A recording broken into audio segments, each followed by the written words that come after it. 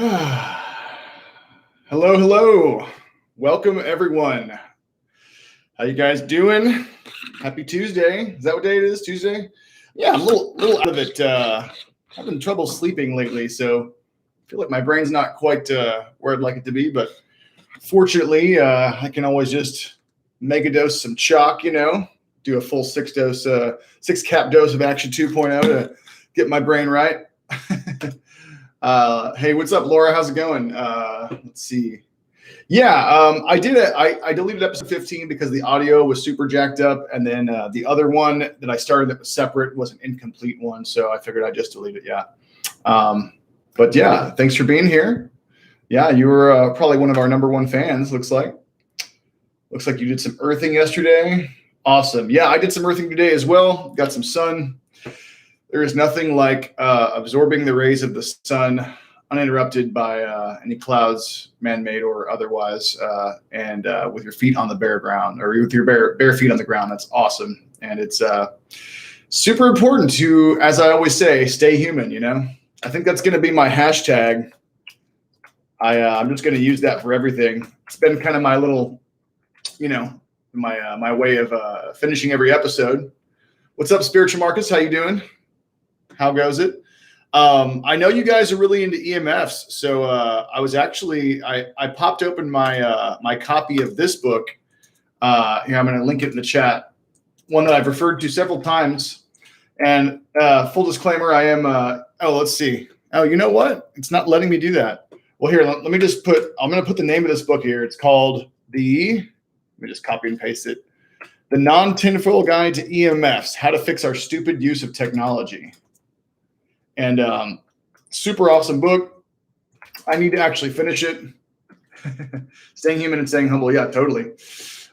So today we're going to read a little bit from this book. I know you guys are, up on this topic. Seems to be a favorite topic among the CHOQ Nation, And I busted out my copy that I've got here on my Kindle app. I know Amazon's evil, but what are you going to do? Anyway, because I like to read stuff digitally, so I have it accessible at all times. But I thought I'd read something kind of crazy and just super mind-blowing. I mean, you guys probably won't be, your minds won't be blown by this because just how little regulation and safety, safety testing these devices go through. But again, like I said, sorry. Brain's not working 100% today. Doing my best, but yeah. Have you guys ever seen this guy, Sam? He's called Sam. Does this look familiar to any of you guys? Has anybody in this group ever seen this before? I'm curious if this is like totally new. This has to do with the way that they test the safety of cell phones. It's So Sam, it's a mannequin head, specific anthropomorphic mannequin, Sam. Okay, so this is basically like, this is hilarious. Okay, so here's what it says. Meet Sam. Welcome to the RF Exposure Lab in San Marcos, California, one of the many labs where cell phones are tested to make sure they follow the FCC guidelines. A mannequin head called Sam, here we go, will be our test subject today. By blasting Sam with the maximum amount of EMF radiation that can ever come off your phone and measuring how much the radiation is heating his brain, we're going to figure out what's called the SAR rating, specific absorption rate. All right, so here's the funny thing. So Sam is a big dude. The size of his head is based on the top 10% of U.S. military recruits in 1989. If he had a body, he would be 6'2" and weigh 220 pounds. So first off, this head is larger than 97% of cell phone users. Sam likes to hold his phone at least 5 millimeters away from his ear, right? At a very specific 15-degree angle. And apparently he spends less than 6 minutes a day on his cell phone. His head is filled with water. So basically this thing is just filled with, it's just hollow and they just fill it with water. And basically, apparently water is meant to in some way approximate how much EMFs an actual real human brain would absorb, right? So And there's no cell phone case on here. He doesn't use a case, right? So what they do is they do a 6-minute test with a cell phone. So they'll put, an iPhone or whatever it is up to this fake head filled with water for 6 minutes, right?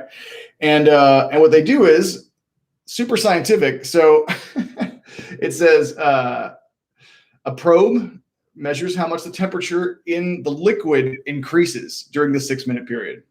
This is their test for the safety of how of different cell phones, right? So basically, the microwaves being emitted from the phone, are they raising the temperature too much of the water inside the fake mannequin head, right? So if this sounds really just kind of ridiculous and not very scientific or very advanced, then you're on point here. So if the measured increase of temperature is 2 degrees centigrade or less, then it's all good. And then it falls within the FCC's guidelines right here. Yeah. So if the measured temperature is 2 centigrades or less, 2 degrees centigrade or less, all good. Then it's within the FCC guidelines. The SAR rating is a measure of how much average radiation is being absorbed over 1 gram of human tissue, blah, blah, blah. So why 2 degrees centigrade? The original researcher who developed the SAR, this guy, observed that rats whose brain temperature rose by more than 2 degrees centigrade suddenly stopped eating. So yeah, how completely arbitrary does this sound, right? So the author of this book sarcastically has this list called 7 easy ways to stay within the SAR guidelines. Number 1, be a 6'2", 220-pound military man. Number 2, always use your phone at least 5 millimeters away from your head. So these are like, and this obviously was written a little while ago, right? Because it's talking about the iPhone 7 and older models. But apparently, if you read the fine print on these cell phones, it will actually tell you not to touch them directly to your head when you're talking on them, right? So even back then, some of the like the Samsung, you were supposed to hold 3/5 of an inch from your head. You shouldn't be touching your ear, basically, right? Only use your phone for 6 minutes a day maximum. Never keep your phone in your pocket because that's closer than 15 millimeters to your leg. And then don't have ears. SAR is based on what amount of radiation gets inside your brain. Anything that gets on and in the ear on the side where you use your phone doesn't count toward the SAR calculation. Number 6, most importantly, make sure that you have a liquid brain. If you have a human brain instead of liquid one with sugar and salt in it, you'll probably exceed the SAR. So, and also never use a phone case. Apparently, here's the crazy thing. A regular phone case, according to the Environmental Working Group, actually increased the amount of radiation absorbed by your head 20 to 70%. So if you have a case, potentially it might actually be increasing how much radiation is getting in your head. Pretty crazy, right? So, So, here's another, this is a great quote too. There's this guy, Trevor Marshall. I've talked about him before. He's a biomedical engineer. He works with autoimmune type phenomena. And he also has done research into EMF's ability to suppress the human immune system. And he says right here, engineers should never be allowed to make statements about safety or disease in a human being, right? Which is ironic because he's an engineer, but he's a biomedical one. So, anytime we have a bunch of engineers who don't really even have training in, biology or medicine, and they're the ones who are doing all the safety testing and determining the safety protocols, not a good situation. Yeah. So yeah, Laura, you were super on point, and I would guess most of you guys watching this right now probably already know this, but never put your cell phone next to your head. Definitely no. Like, I remember many years ago when I upgraded to a new phone, that's when I would still talk on it like this, and it's been probably almost 10 years since I've even done that a single time. But when I upgraded my phone, all of a sudden when I would talk on it, my ear started to hurt immediately. Like, I could actually feel my ear getting warm and hurting. And it was very obvious that it was the new phone doing that, because the new phone was clearly more powerful, right? It was a stronger signal. And I was like, wow, that's insane. And so ever since that happened, I've always just talked on speaker, and that's definitely how you want to do it. Yeah. So public service announcement for sure. Yeah. You guys, make sure you're never, ever talk with your phone up to your head. That's a hard no. Do speakerphone like this, much, much better. Yeah. Yeah. And the EMF sticker thing, unfortunately, it might be legit or it might not. I really have no idea on the EMF sticker thing. It's hard to even really know. Like, it's impossible to block EMFs with a sticker. That's not how it works. The concept behind the sticker is that, behind a lot of this stuff like orgonite and shungite, right, is that it somehow is being stimulated by the EMFs and it's outputting a complementary waveform that is helping to compensate for some of the negative biological effects of the EMFs. That's the idea behind orgonite and shungite and all this stuff. It's not about blocking. Like, you can't really block EMFs with a sticker or block EMFs with orgonite. It doesn't work that way. So yeah, that's a tough one. Also, with regard to headphones too. So on the one hand, you might think that corded headphones are better than Bluetooth because Bluetooth, right, has, it's transmitting, obviously, right? But here's the thing. If you have earbuds that are physically connected via a cable to your cell phone, then that cable can actually still, you can have EMFs that are traveling up that cable still into your ears. I think that the signal from a Bluetooth is probably quite a bit, it's a pretty weak signal. Bluetooth doesn't go more than like maybe 30, 50 feet, maybe 100 if it's in perfect conditions and a really sensitive transmitter or receiver. So I actually just use Bluetooth headphones, but not the kind that go inside, Bluetooth around the ear. So that way that at least the transmitter is farther away from your ears, right? They're over here, versus the Bluetooth earbuds are right in your ears. I have tried to wear cordless like Bluetooth earbuds before, and I immediately get a headache. I actually bought a MacBook Air recently and sold my old MacBook, and they gave me a free pair of wireless AirPods with them. And I was like, well, I know I'm going to hate these, but they're free, so whatever. And I went ahead and just tried them on just for a second and put them in. Literally within 3 or 4 seconds, immediately got a headache. My entire head hurt.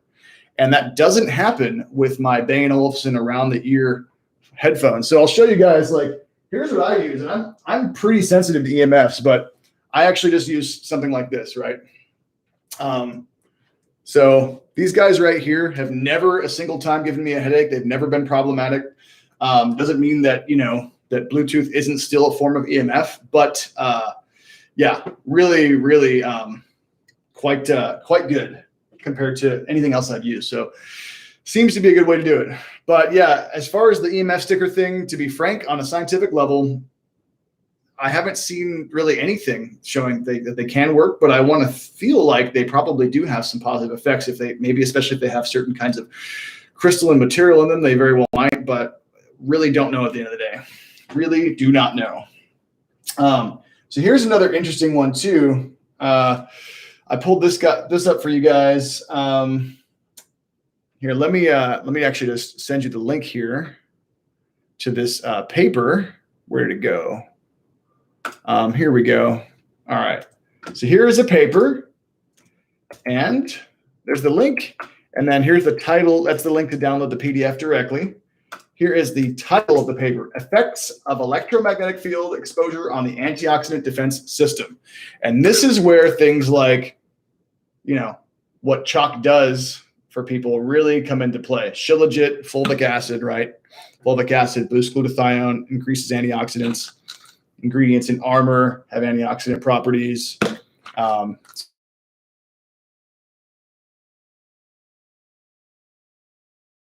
You can find about anywhere. So when this one comes back out, Action 2.0, rhodiola activates NRF2 signaling. That's antioxidant. So feel free if you want to check that paper out. I just really fast. I didn't highlight stuff throughout the whole paper, but I did just highlight something from the abstract here. So check this out. See if you can read this really fast. All right. So Magnetic fields have various chemical effects, including causing deterioration in large molecules in cells and imbalance in ionic equilibrium. So here's the thing about free radicals. So despite being essential for life, oxygen molecules can lead to the generation of hazardous byproducts known as ROS, reactive oxygen species, during biological reactions, right? This is a normal thing. This is just how the human body works. We have these free radicals that are generated, especially oxygen-based free radicals, as part of just normal metabolism all the time, right? And we have to create antioxidants to quench them, or else these free radicals will destroy our cells, destroy tissues, because they steal electrons from our tissues and destabilize them. So here we go. So these reactive oxygen species can damage cellular components such as proteins, lipids, and DNA. Antioxidant defense systems exist in order to keep free radical formation under control and prevent their harmful effects on the biological system. Free radical formation can take place in various ways, including ultraviolet light, drugs, lipid oxidation, immunological reactions, radiation, stress, smoking, alcohol, and biochemical redox reactions. Oxidative stress occurs if the antioxidant defense system is unable to prevent the harmful effects of free radicals. And then very important, this second part that's highlighted here, several studies have reported that exposure to EMF results in oxidative stress in many tissues of the body. Exposure to EMF is known to increase free radical concentrations. So if you have any, let's say you have some friends and they're like, oh, this, EMFs are fine. Like, I'm sure it's totally safe. That's just a bunch of BS. You're just paranoid. Well, maybe possibly send them this article and be like, all right, well, maybe you'd like to review this article and tell me what you think about the idea that, that these electromagnetic frequencies, this radiation, has the ability to actually destroy our cells through enhancing free radical synthesis. There's a lot of people who have this mistaken belief that we don't need supplements because we should be able to just do everything with food, right? And that's great. And I think that's probably true for a small handful of people. Maybe 5% of the human population can get away with that and have true health and vitality with zero supplements, and just eating well. But that's not true for the other 95%. It's just not. And one of the reasons it's not true is because we're in an environment that is not just toxic on a chemical level, but toxic on an energetic level, on an electromagnetic, energetic frequency level. We have this kind of toxicity. So we're being bombarded by stuff that is generating more free radicals in the body. And so our antioxidant pathways need all the help they can get. And when you get real nerdy about herbs and what herbs do, you start to find that really so many of the best herbs out there, what they're doing is they're switching on production of antioxidants. So for example, the rhodiola that's in here that is currently making my brain at least function halfway okay today after being super out of it. This guy right here. So let's see if the rhodiola, it's probably getting might be sort of hard to read, but if you can actually get it to focus properly. But yeah, this guy right here, the Rhodiolife, wild harvested rhodiola. So rhodiola helps to switch on antioxidant pathways. Again, so does the folic acid in shilajit and so many other things. Even ashwagandha does that. Not as powerfully as shilajit, but ashwagandha does. So speaking of which, let me plug this real quick too. Always trying to plug the new videos here. If you guys haven't seen this new video with ashwagandha with me and Dr. Thomas, this is really cool. Let me just link to that. GANDHA. Here we go. It's called The Real Science Behind Ashwagandha. Yeah, Laura, you're liking this, huh? Ashwagandha Science, Deep Dives with Dr. Dorsey. If you haven't watched this one yet, definitely check it out. It's really awesome.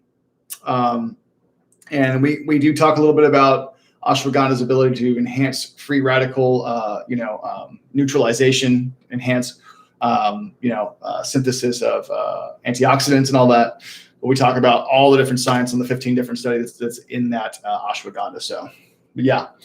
Orgonite is great. I don't know if you guys know, I don't know if you mentioned this before. I actually used to make orgonite.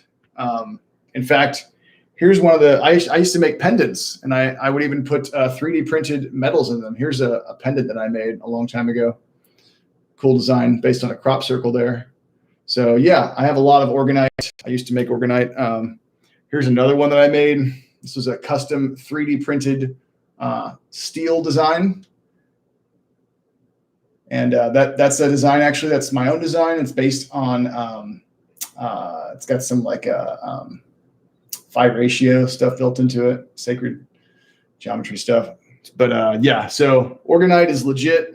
I think it's, personally, as somebody who actually does feel energy, when I hold a piece of orgonite, I can definitely feel it. And it's not a subtle thing a lot of the time. It's like, wow, that's intense, Oh, here's a fun thing. I'm showing you guys everything that's on my desk now. Here's a fun one. It's a Vogel style quartz. I don't know how much you guys know about Vogel cuts. It's obviously not a true Vogel, because then it would be really expensive, but it's a Vogel style cut quartz. This is cool. And of course, it is a lab grown quartz. That's how they make it the different colors like that. Yeah, that's a fun one too. Also got some selenite here. Got all kinds of cool stuff on my desk. So yeah, no, I'm all about the stones and the orgonite and all that stuff for sure. Absolutely. And of course, earthing. Speaking of earthing, let's go to CHOQ.com/blog. And let me go ahead and show you guys that earthing blog here. Has anybody read the earthing blog? I know I probably talked about it a few times. This one's awesome though. Here we go. Bam. Yeah. And to answer your question, Gustavo, Apex should be out in, by the end of the year, sometime in December is what we're shooting for. Yeah. It was supposed to be out a while ago, and then who knows? It's got retrograded or whatever, but yeah. So we're shooting for the next 2 or 3 months, something like that. So it should be by the end of the year, hopefully in time for Christmas. But yeah, this is really interesting stuff. Yeah. Check this out here. Let me show you some more graphics from this research article here. Here we go. So there's your electromagnet. And there's what's showing what's happening in the brain. You have with EMF exposure, you can have issues with glucose, and then ROS, that stands for reactive oxygen species. That's what we're talking about. That's the free radicals. And then you have DNA damage and protein damage. So, regarding DNA, also, it's really important to know that one of the ways to protect your DNA is actually with folate. One of folate's major jobs in the body is to prevent DNA from being, replicated badly, right, and to just support healthy DNA synthesis. So that is one of the reasons that it is in Apex glutathione. But of course, folate directly enhances glutathione synthesis as well. So it actually works on the glutathione system. Yeah. Yeah, clay is really awesome, Laura. If you have different skin things going on, sometimes you can use clay out the skin. It can have a soothing effect on the skin. You can use clay poultices. You can mix clay with for example, you can mix it with, herbal extracts and colloidal silver. You could use that as a way of, it'll push that into the skin, So I've used clay poultices before on myself and helped other people with that. It's pretty cool. Yeah. But, however you got to do it, just, I think also we don't necessarily all appreciate, probably you guys do, but not everybody realizes how much these EMFs have the ability to possibly affect our state of consciousness, and so, and just in general, just not having enough nature in our lives, I mean, just, we got screens everywhere, and, you got to work, right? And many people working involves looking at a screen, but, whatever you can do just to get outside a little bit and just get out of the, out of the technology zombie mode, yeah, very important, muy importante. So, all right, I think it's about time for, it's gonna be a little bit shorter show. So let's do our first giveaway. How about that? I guess a lot of you guys have probably got it down to a science where you're like, about 25 minutes in is usually when he does his first drawing. But yeah, go ahead and give me a number between 1 and 100. And whoever's closest to this random number will win any CHOQ product. I wonder if we have any new people here. Trying to see if I see any new names. I think I see mostly just names that are already familiar to me. But yeah, try to, as I always say, try to get your number in quickly here so we can get her done. And also 1 entry per person, of course. And yeah. All right. Going once, going twice. Laura, are you there? I'm not seeing yours yet. Wouldn't want you to miss out since you're one of our top fans. Maybe Laura got up to get something from the kitchen. Oh, there we go. Okay, nice. All right, here we go. Who thinks they're the winner?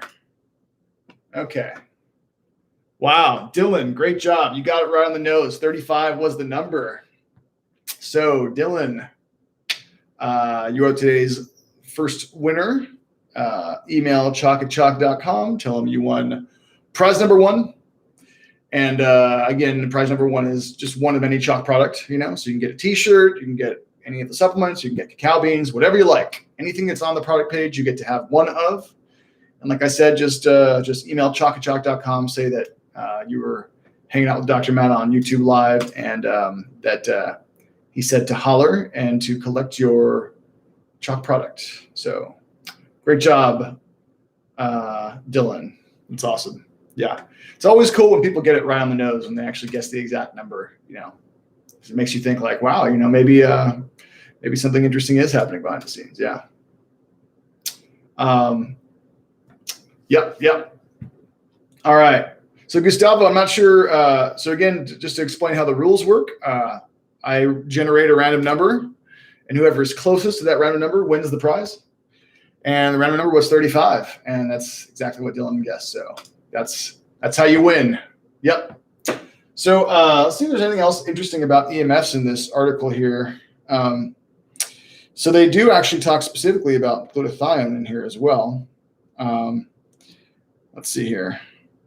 Check this out. All right, this is really interesting. Here we go. Specifically can deplete glutathione. EMFs can.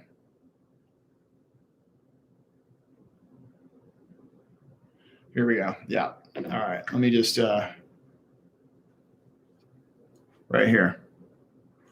EMF emitted by cellular phones is known to be related to a decreased level of GSH, that's an abbreviation for glutathione, in brain, tissue, and blood. Check that out, right? So, and then here's a little piece of research they cite here. Let's see. Yeah. Okay.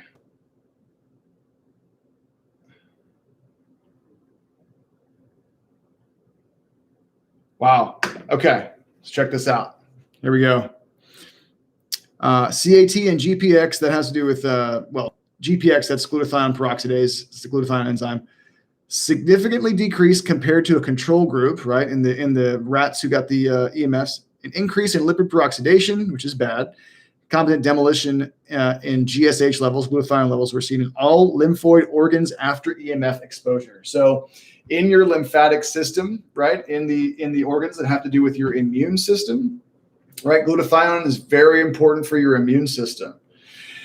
And so they were actually looking at what happened to rats' immune system cells and the amount of glutathione in those cells following, so throughout the immune system, lymphatic system, right, following EMF exposure, and they showed a significant decrease in that. So very interesting. Yeah. But yeah, so crazy stuff, man. Definitely the EMF thing is very real. I think it's going to be kind of like one of those, one of those things where like a long time ago, we didn't know that lead was bad, right? People would they would eat with like lead spoon or whatever, and it took a long time for people figured out that lead was toxic. People would just be doing lead and everything, like no problem, right? Like lick the lead spoon, like all good. And I think that we're going to figure out, in not that much longer where people are starting to figure it out, but in maybe 10 years and definitely 20, 30 years, it's going to be like, wow, what the hell were we thinking? Like just blasting ourselves with this stuff like 24/7. It's nuts. But anyway, obviously not to scare you guys or like that, but it's all about just like keeping it real and, and just staying aware and doing what you can to protect yourself, Again, one of the reasons that you need supplements in your life, I think, CHOQ supplements or just, in general supplements that are antioxidant in nature is to protect yourself from all this crazy EMF stuff. And of course, food has a lot to do with that too, because, having a diet that's rich in fruits and vegetables, a plant-rich diet, where do antioxidants come from? Well, largely from fruits and vegetables, so having enough plants in your diet and not eating excessive amounts of like meat and oil and cheese and things like that aren't giving you a lot of antioxidants, very, very, very important. Yeah. Vitamin C is obviously everybody already knows about vitamin C, for the immune system. But what people don't know is vitamin C, it's a really critical antioxidant. It works on other antioxidants. It helps glutathione work better. You need it for a whole host of different reasons. So even something like, again, just like having a more of a plant-based diet where you're getting, I'm not saying, everybody has to be vegan, but a more plant-based type diet where you're getting large amounts of naturally occurring vitamin C, very, very important. Potatoes are very, very grounding. And I have heard that potatoes can be helpful for electromagnetic sensitivity. I also heard that about chaga, interestingly enough, as well. I heard that both from medical medium Anthony William, who, not everybody is a fan of his stuff, but I think his stuff is awesome. And his information seems to be really, really extremely advanced and pretty legit as far as I can tell. So, all right. So on that note, let's do prize number 2. So repeat what we did a second ago. Once again, number between 1 and 100 right there in the chat. And for those of y'all who are new, if there's anybody who's new, prize number 2 is a bag of cacao beans and an organic cotton CHOQ t-shirt. So yeah, just visualize yourself getting those beans, getting that shirt in the mail. And if you really, really visualize it, maybe just the right number will pop up. That will be whatever this random number generator is about to spit out. All right, let's see what we got here. Let's see what we got. All right. 56 is the number. Jonathan, are you our winner here? Yeah. Jonathan, you are the winner because you guessed 54 and it was 56. You're only 2 away. So Jonathan, congratulations. You win prize number 2. So yeah, email CHOQ@CHOQ.com and say, hey, I got prize number 2, which is, of course, like I said, the shirt of your chosen style and size and color, which you can find that on the CHOQ website, and then a bag of organic heirloom cacao beans.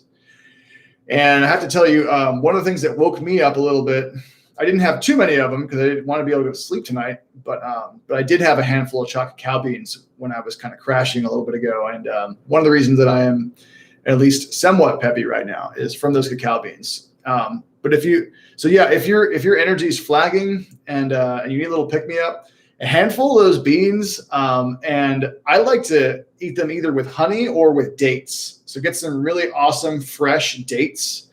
Put a date in your mouth with a handful of cacao beans, or half a handful maybe, and that right there, give it about half an hour. That'll pick you up, especially if you wash it down with some Action 2.0.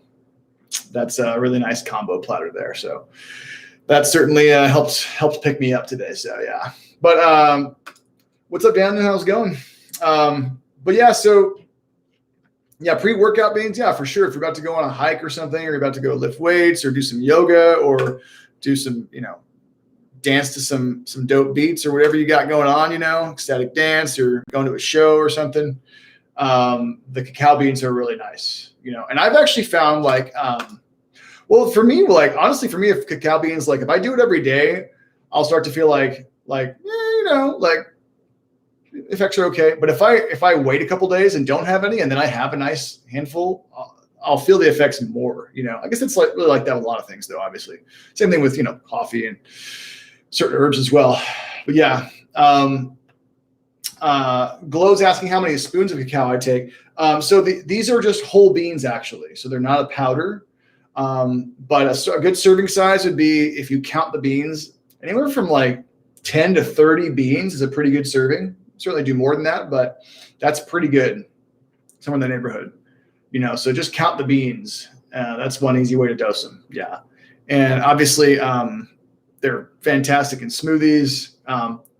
Clearly the cacao is on the bitter side. So for those of y'all who aren't into just eating straight up bitter cacao, that date or honey trick works really well.